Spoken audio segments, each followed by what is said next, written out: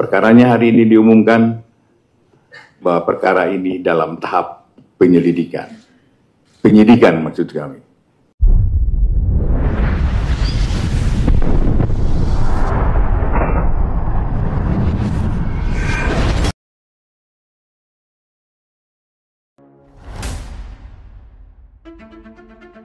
Jaksa Agung mengumumkan daftar koruptor yang terlibat dalam kasus penjahat tambang timah yang menyebabkan negara rugi sebesar 310,6 triliun. Penyelidikan lebih lanjut diharapkan untuk mengungkap skala dan akar permasalahan yang lebih dalam, serta memberikan keadilan bagi negara dan masyarakat yang terdampak. Akibat dari pertambangan ini. Dan dalam rangka itu, kita menetapkan 5 korporasi perusahaan timah.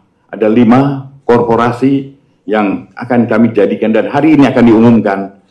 Ya, perkaranya hari ini diumumkan bahwa perkara ini dalam tahap penyelidikan. Penyidikan maksud kami. Dalam tahap penyidikan. Nanti Jampitsus yang akan menyampaikannya. Yaitu yang pertama adalah PT RBT, yang kedua adalah PT SB, yang ketiga PT SIP, yang keempat PT TIN, dan yang kelima PT PIP. Tentang kerugiannya nanti mungkin akan diperjelas oleh Pak Jampitsus.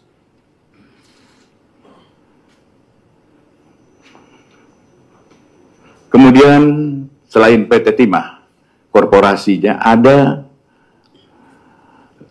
2 korporasi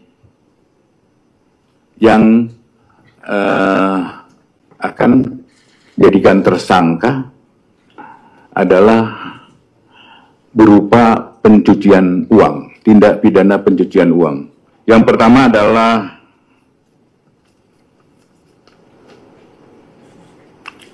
PT AL atau PT Alpaledo.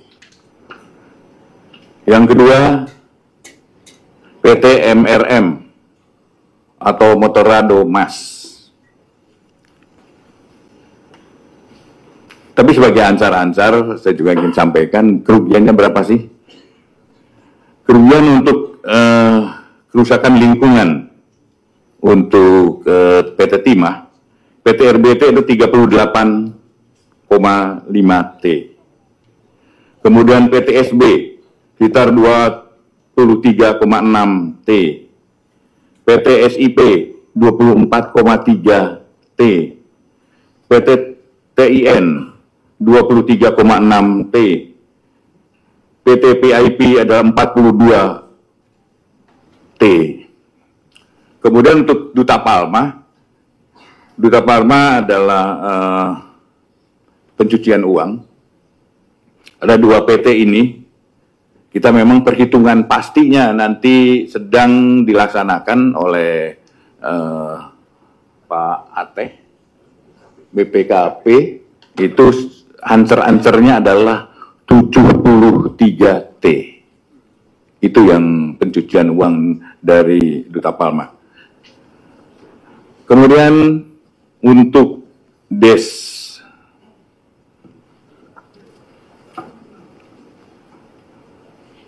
perbaikan tata kelola dan DES koordinasi peningkatan penerimaan devisa, nanti saya minta Jam Datun untuk menyampaikan. Tetapi untuk sebelum melangkah ke DES yang kedua adalah saya minta Saudara Jampitsus untuk mengumumkan bahwa hari ini ada 7 korporasi yang dijadikan tersangka dan 1 tersangka adalah perorangan. Yang perorangan ini perlu teman-teman tahu namanya CD, Direktur Utama Aset Pasifik. Siapa dan mengapanya nanti Pak Jampitsus untuk menyampaikan. Silakan. Terima kasih.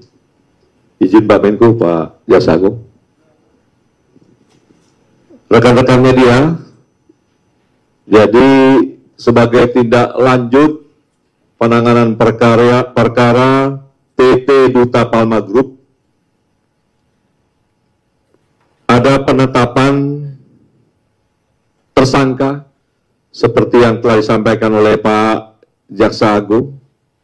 Ini berdasarkan alat bukti yang cukup dan tentunya ini adalah kepentingan untuk memenuhi nantinya kerugian keuangan negara maupun kerugian perekonomian negara.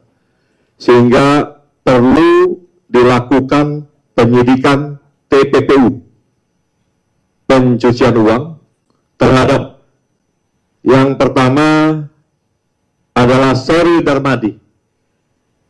Yang bersangkutan adalah Direktur Utama PT Aset Pasifik dan Ketua Yayasan Darmex.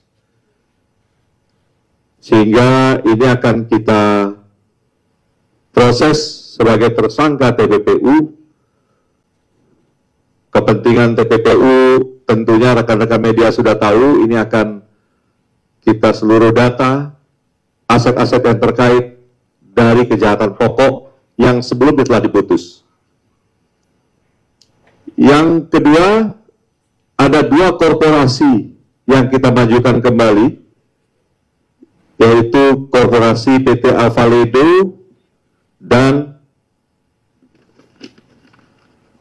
Korporasi PT Monterado Mas. Nah, ini tambahan ya, korporasi yang lain juga sudah proses sidang dan ini ada tambahan. Ini pengembangan dari alat bukti dan aset-aset yang telah diidentifikasi oleh penyidik terkait TPPU. Dan ini dalam rangka seperti yang disampaikan oleh Pak Jaksa Agung, bahwa kita akan terus berupaya untuk mengembalikan kerugian keuangan negara sebesar 4,7 T sekian. Dan di perkara Seri Darmadi ini juga jaksa menuntut kerugian perekonomian negara sebesar 73,9 T.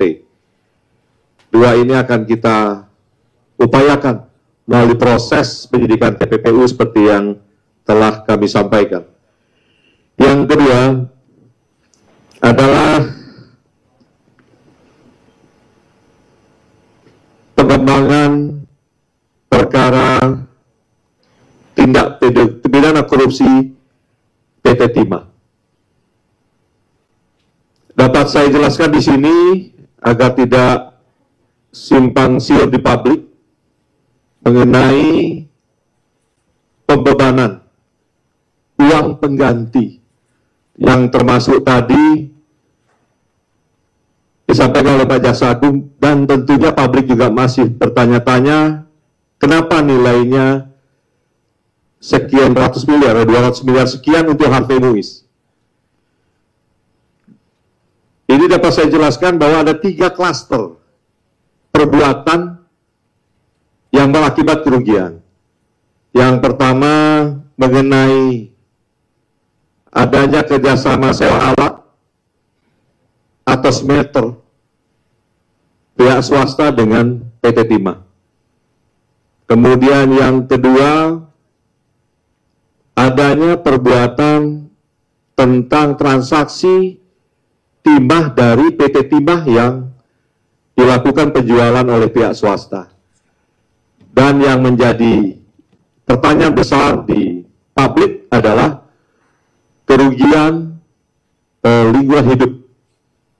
Atas kerusakan ekosistem ini, hakim sependapat, saya garis bawahi ya, hakim sependapat bahwa kerusakan lingkungan hidup ini adalah kerugian negara dalam kualifikasi tindak pidana korupsi. Yang menjadi pertanyaannya adalah, siapa yang menanggung kerugian kerusakan lingkungan hidup ini? Oleh karena itu, dari alat bukti, penyidik memastikan peran dan berapa uang yang diterima oleh masing-masing tersangka. Nah, itulah yang menjadi pertimbangan bagi jaksa penuntut umum untuk melakukan pembebanan uang pengganti.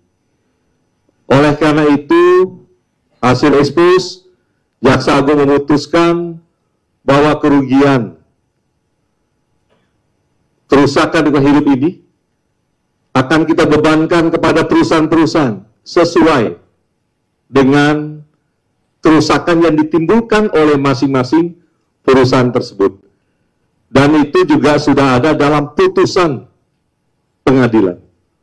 Sehingga ditetapkan yang pertama adalah korporasi PT Refined Bangka Tim atau PT RBT. Yang kedua korporasi PT SIP atau PT Stanindo Inti Perkasa.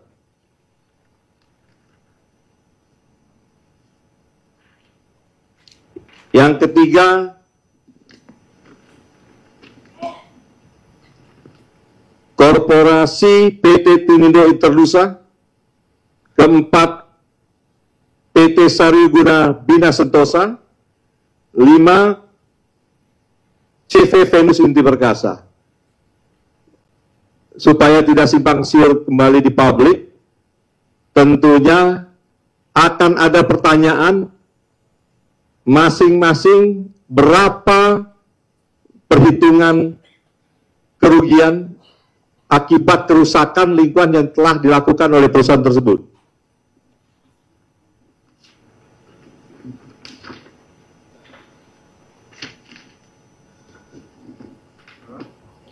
Pembebanan kerusakan lingkungan hasil dari alat bukti maupun keterangan ahli yang dilakukan pembuktian di persidangan oleh jaksa penuntut umum dan disetujui dalam putusan hakim, yaitu 1. PT RBT sebesar 38T 539.949.330,8. Kedua PT SB 23T 670.769.700.728,8.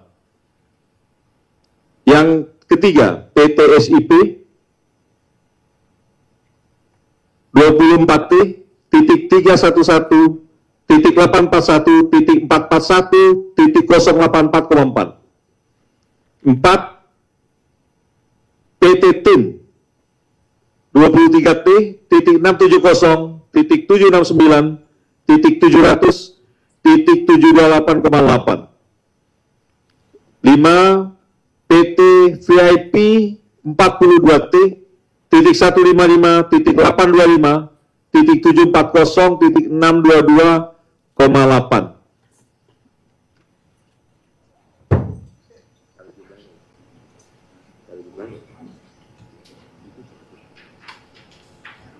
Ini sekitar jumlahnya 152 T. Sisanya dari 271 yang telah diputuskan oleh hakim dan itu menjadi kerugian negara, ini sedang dihitung oleh BPKP. Siapa yang bertanggung jawab tentunya akan kita tindak lanjuti dan akan kita segera sampaikan ke publik. Dan nanti setelah acara ini, apabila tidak ada yang belum ada yang jelas, dapat dipertanyakan kepada kami lagi, agar semua menjadi clear dan memahami apa yang menjadi pertimbangan jaksa penuntut umum. Demikian, terima kasih. Kami tambahkan, kerugian negara keseluruhannya yang DES kami lakukan adalah sekitar 310,6 T.